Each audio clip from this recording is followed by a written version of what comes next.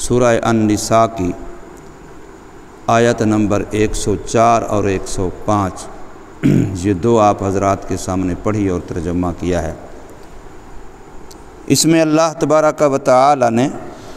نماز کے اندر ہونے والی کمی کوتاہی اس کے تدارک کا طریقہ بتلایا ہے۔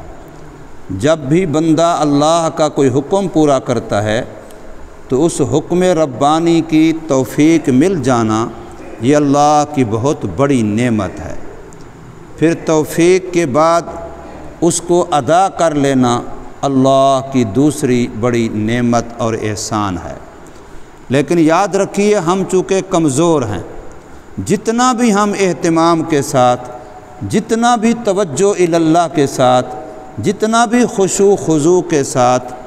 اللہ کے حکم خصوصاً نماز کو پورا کریں، پھر بھی کوئی نہ کوئی کمی کوتاہی قصور رہ جاتا ہے۔ قیام کے اندر، قرات کے اندر، رکوع کے اندر، سجدے کے اندر، جلسے کے اندر، قومہ کے اندر، ایک تو ان کی ادائیگی میں، پھر ان کے اندر جو مسنون حیات ہے اس کے اندر، ان کے اندر جو کچھ پڑھا جاتا ہے ان کے اندر، کہیں ہم کھڑی زبر کو پڑی پڑھ دیتے ہیں، کہیں پر کو باریک پڑھ دیتے ہیں، کہیں مد غنّے کی جگہ پر کمی کوتاہی ہو جاتی ہے۔ اور اگر یہ سارا کچھ ہو تو اس کے معنی مفہوم کے اندر، پھر معنی مفہوم کے ساتھ اس معنی مفہوم کو اس موقع پر اپنے ذہن دل دماغ میں حاضر رکھنے کے اندر، تو گویا کسی نہ کسی طریقے سے چونکہ ہم کمزور ہیں، ہم ناقص ہیں، تو ہمارے وجود سے نکلنے والا عمل بھی ناقص ہے۔ میں ہی جب ادھورا ہوں، میں ہی جب ناقص ہوں، میں ہی جب کمزور ہوں، تو میرے کمزور وجود سے، میرے ناقص وجود سے، میرے جسم سے جو عمل بھی صادر ہوگا وہ بالکل کمن کیفن علماً عملاً ایسا ہو جیسا اللہ چاہتا ہے، یہ ناممکن ہے میرے لیے۔ اس لیے انبیاء جیسی ذاتیں بھی، انبیاء جیسے افراد و شخصیات بھی ہر نیک عمل کے بعد استغفار کرتے ہیں۔ ہمیں حکم ہے کہ جب آپ نماز کا سلام پھیریں تو کہیں اللہ اکبر ایک دفعہ، اور ساتھ 3 دفعہ کہیں استغفر اللہ استغفر اللہ استغفر اللہ۔ اب کوئی ہم سے پوچھے کہ بھئی استغفار تو گناہ پر ہوتی ہے، تم نے تو نماز جیسا فریضہ ادا کیا ہے، اللہ کے گھر میں کیا ہے، با جماعت کیا ہے، یا اس سے بھی بڑھ کے کعبۃ اللہ میں نماز پڑھی ہے، صحابہ نے پڑھی ہے، نبی صلی اللہ علیہ وسلم کی ذات کے پیچھے پڑھی ہے، اس سے بڑھ کے اور کیا؟ لیکن پھر بھی ان کو حکم ہے کہ سلام پھیرتے ہی کہو اللہ اکبر، اور 3 دفعہ کہو استغفر اللہ استغفر اللہ استغفر اللہ۔ اس کا مطلب یہی توجہ دلانا ہے کہ ہم نے نیک عمل کیا، جو کیا اللہ کی توفیق سے کیا، اس لیے میں چھوٹا ہوں اللہ بڑا ہے، سب سے پہلے کہنا ہے اللہ اکبر۔ میں بھی چھوٹا، میری صلاحیتیں بھی چھوٹی، میری لیاقتیں بھی چھوٹی، میں تو اس قابل ہوں نہیں کہ ان پر کوئی نگاہ کی جائے کہ میرا بھی کوئی وجود ہے، اس لیے جو کچھ ہے وہ اللہ کی طرف سے ہے، اللہ اکبر کہنا ہے۔ اور پھر اس کے بعد میں نے جتنا عمل کوشش سے کیا، محنت سے کیا، توجہ سے کیا، لیکن پھر بھی اس کے اندر پتہ نہیں کتنی خامیاں ہیں، وہ اس قابل تو ہے ہی نہیں کہ اس ذات عالیہ کی پاک بارگاہ میں پیش کیا جائے۔ پھر پیش ہونے کے بعد وہ اس قابل کہاں ہے کہ وہاں قبولیت کا مقام حاصل کر سکے۔ اگر قبول ہو جائے یہ تو اس کی شفقت ہے، یہ تو اس کی ذرا نوازی ہے کہ وہ ہمارے جیسے عیبوں سے بھرے عیبوں سے بھرے ہوئے عمل کو بھی بے عیب اور لا ریب ذات ہو کر کے پھر بھی قبول فرما لیتی ہے۔ یہ تو اس کا خالص کرم اور احسان ہے۔ اب یہاں چونکہ پیچھے بیان تھا سفر کی حالت میں نماز قصر کا اور خوف کی حالت میں نماز خوف کا، تو ظاہر ہے جب قصر کرے گا انسان سفر کی حالت میں کمی کوتاہی زیادہ کا امکان ہے، ایسے ہی خوف کی حالت میں جو نماز پڑھی جائے گی، دشمن کا ڈر سر پر مسلط ہے، اب جو نماز پڑھی جائے گی اس میں اور زیادہ کمی کوتاہی کا خیال ہے۔ اس لیے ان دونوں کے بعد فرمایا کہ جب تم نماز خوف پڑھ لو یا نماز قصر پڑھ لو، لیکن یہاں لفظ مطلقاً فرمایا اذا قضیتم الصلاۃ،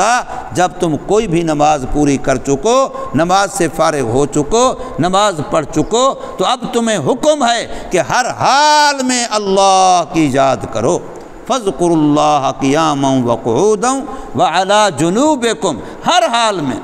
انسان کی حالتیں تین ہی ہیں، یا کھڑا ہوگا یا بیٹھا ہوگا یا لیٹا ہوگا۔ ان تینوں حالتوں کا تذکرہ کر کے فرمایا کہ تم اللہ کو یاد کرتے رہو۔ فاذکروا اللہ، حکم ارشاد فرمایا کسی حال میں بھی تمہارا دل یاد خدا سے غافل نہ ہو، کسی حال میں بھی، ہر حال میں اللہ کی یاد دل میں رچی ہو، بسی ہو۔ سلطان بہو رحمہ اللہ کا یہ فرمان کہ جو دم غافل سو دم کافر، سانو مرشد اے فرمایا ہو۔ جو لحظہ بھی انسان کا دل اللہ کی یاد سے بے خبر ہو جائے، غافل ہو جائے، بھول جائے کہ میرا کوئی خالق مالک رازق بھی ہے، تو فرمایا پھر وہ لحظہ کفر میں گزرا ہے۔ مومن کا دل تو ہر آن اللہ کی یاد میں شاداب اور آباد رہتا ہے۔ تو فرمایا عبادت کے بعد، نماز پڑھنے کے بعد، نماز تمام عبادتوں سے افضل عبادت ہے، تو جب اس کے بعد بھی اللہ کی یاد ہے تاکہ اس کی کمی کوتاہیاں ذکر اللہ سے پوری ہو جائیں، تو باقی ہم کوئی عبادت کریں اس کا مرتبہ نماز والا تو نہیں بن سکتا، تو پھر اس کے بعد ہمیں اللہ کی یاد کا زیادہ حکم ہے۔ کوئی بھی تم عبادت کرو، تلاوت ہو، ذکر ہو، تسبیح ہو، کوئی بھی تم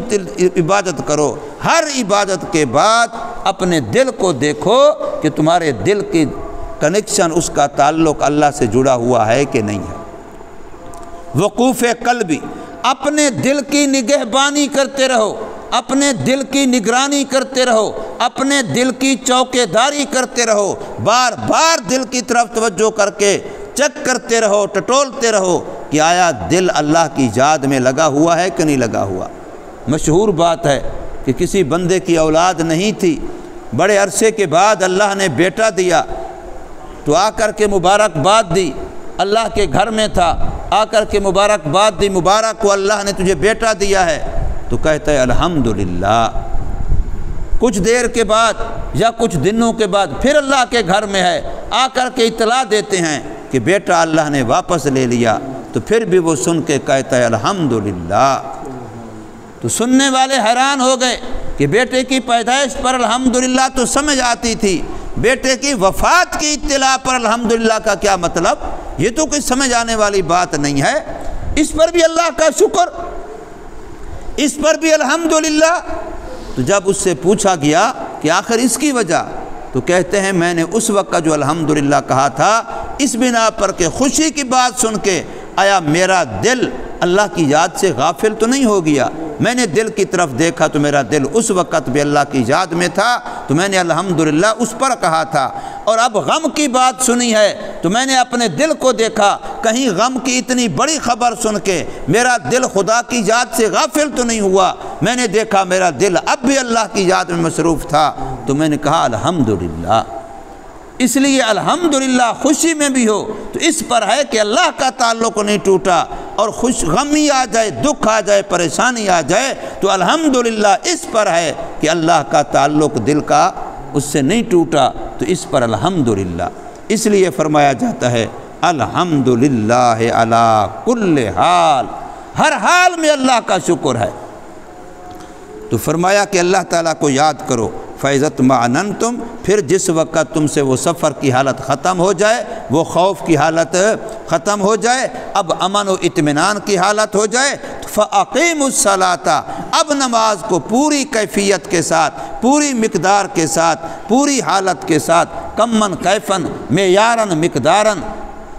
اس نماز کو اب مکمل طور پر قائم کرو۔ ان الصلاۃ، بے شک نماز، کانت علی المؤمنین، ہے ایمان والوں پر، کتاباً فرض کی ہوئی، موقوتاً وقت مقررہ میں۔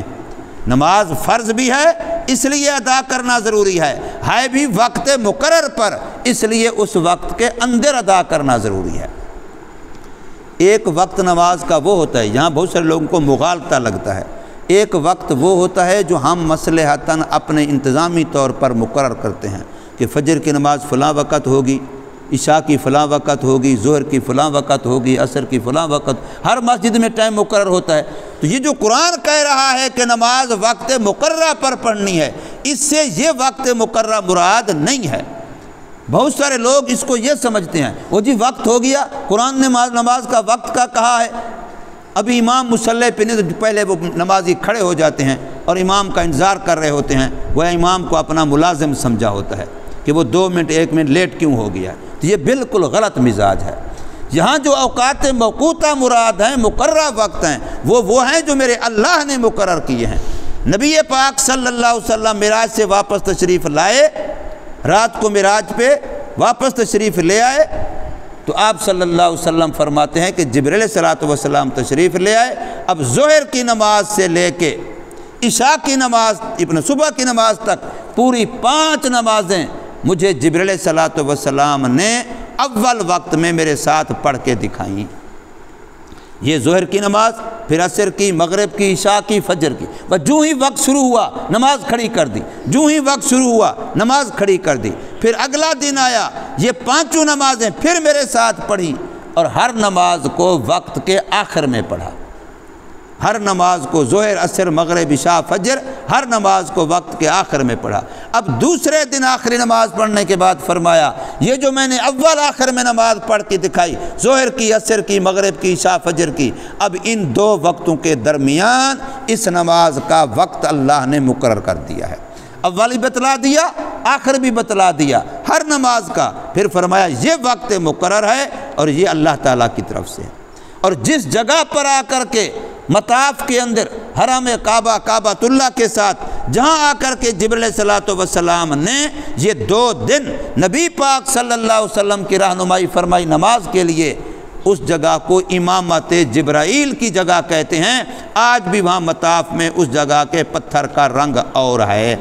وہ نشان رکھا ہوا ہے برکت کے لیے کہ یہ جگہ ہے جہاں آ کر کے جبریل علیہ الصلوۃ والسلام نے نبی صلی اللہ علیہ وسلم کو نماز کے اوقات کے لیے رہنمائی فرمائی تھی۔ تو اوقات مقررہ سے مراد وہ وقت مقرر ہیں، یہ جو ہم انتظامی طور پر مقرر کرتے ہیں، اس سے آگے پیچھے اگر نماز ہو جائے تو یہ خدا رسول شریعت کے حکم کے خلاف نہیں ہے، یہ تو ہمارا انتظامی معاملہ ہے تاکہ کوئی ساتھی جماعت سے رہ نہ جائے۔ تو فرمایا وَلَا تَحِنُوا فِي ابْتِغَاءِ الْقَوْمِ، نماز کی پابندی بھی رکھو، لیکن ساتھ ساتھ جو شیطان کے ستونگڑے ہیں، جو نمائندے ہیں، جو کافر ہیں، وہ حزب الشیطان ہیں، وہ کافروں کی شیطان کی جماعت ہے، قرآن نے کہا ہے۔ تو فرمایا ان کا تعاقب بھی نہیں چھوڑنا۔ ایسے صوفی صافی نیک نمازی بن کے جی ہم تو بس اللہ والے ہو گئے، لہٰذا اب ہمیں ان کا کوئی پتہ نہیں، وہ جو کچھ کرتے ہیں کرتے رہیں، یہ مزاج شریعت نہیں ہے، یاد رکھو۔ رہبانیت اسلام کے اندر حرام ہے، یہ عیسائیت کے اندر تھی۔ تو فرمایا وَلَا تَحِنُوا فِي ابْتِغَاءِ الْقَوْمِ، اور نہ سست پڑو تم کافر لوگوں کے تعاقب کرنے میں، ان کا پیچھا کرنے میں، ان کو تلاش کرنے میں۔ جہاں جہاں وہ کفر کے اثرات پھیلائیں، تم کفر کے اثرات کو نورانی اثرات سے، ایمانی اثرات سے صاف کرو، اور وہ کفر کے لیے محنت کریں، بے دینی کے لیے محنت کریں، لوگوں کو حق اور سچ سے ہٹانے کی محنت کریں۔ تم ان کی محنت پر پانی پھیرو اور اپنی دین کی محنت کرو، حق سچ کی محنت کرو۔ تو فرمایا ان تکونوا تعلمون، باقی یہ کہ تم کہو کہ ہم تو پہلے جنگوں کے اندر زخم خوردہ ہیں، ہمیں بڑی تکلیفیں پہنچ چکی ہیں، تو پھر تمہیں اگر پہنچی ہیں تو ان کو بھی پہنچ چکی ہیں۔ فرمایا اگر ہو تم تعلمون، علم تکلیف درد محسوس کرتے ہو، فإنہم یعلمون کما تعلمون، بے شک وہ بھی درد تکلیف محسوس کرتے جیسے تم کرتے ہو۔ وترجون من اللہ، اور تم تو اس جہاد والے عمل پر، دین کی محنت والے عمل پر اللہ سے جس نعمت کے، ثواب کے، اجر کے، جنت کے، رضا کے اور اللہ کے دیدار کے ملنے کی امیدیں رکھتے ہو، کافروں کو تو یہ نہیں ہے۔ تم تو اگر مار کھڑے ہوئے تو غازی بن گئے، اور اگر تم شہید ہو گئے، مارے گئے، تو شہادت کا رتبہ حاصل کر لیا، تم تو ہر حال میں کامیاب ہی کامیاب ہو۔ مفتی حسن سے فرما رہے تھے کل یہ اپنے بیان میں، فرمایا مومن کبھی گھاٹے میں ہوتا ہی نہیں ہے، مومن کا تو نفع ہی نفع ہے، بلکہ جب ہم گھاٹا محسوس کرتے ہیں وہ ہمارے نفع سے بھی بڑا نفع ہوتا ہے، اس لیے کہ اس وقت پھر اللہ کی یاد زیادہ آتی ہے، اس وقت پھر اللہ کی یاد زیادہ آتی ہے۔ تو فرمایا فَإِنَّهُمْ يَعْلَمُونَ كَمَا تَعْلَمُونَ، جس طرح تم تکلیف محسوس کرتے ہو ان کو بھی تکلیف ہوتی ہے، وَتَرْجُونَ مِنَ اللَّهِ مَا لَا يَرْجُونَ، اور تم اللہ سے ان چیزوں کی امید رکھتے ہو، اجر و ثواب کی، جنت کی، اللہ کے دیدار کی، جن کی امید ان کو نہیں ہے۔ اور فرمایا وَكَانَ اللَّهُ عَلِيمًا حَكِيمًا، اللہ کامل علم والا ہے، اس لیے تمہیں بھی دیکھ رہا ہے، تمہارے عملوں کو بھی جانتا ہے، تمہارے دل کے حال اور کیفیت کو بھی جانتا ہے، اور حکمت والا بھی ہے کہ اس نے جو جو باتیں جو جو حکم ہمیں دیے ہیں ان کے اندر بے شمار حکمتیں ہیں، ہماری سمجھ میں آئیں یا نہ آئیں، شریعت کا ہر حکم عین حکمت کے مطابق ہے، کوئی ایک حکم بھی شریعت کا ایسا نہیں ہے کہ جی ایسا نہیں ہونا چاہیے تھا، یہ بات مومن کبھی اپنے خیال میں نہیں لا سکتا۔ اللہ تبارک و تعالی ہمیں سمجھ نصیب فرمائے، عمل کی توفیق دے۔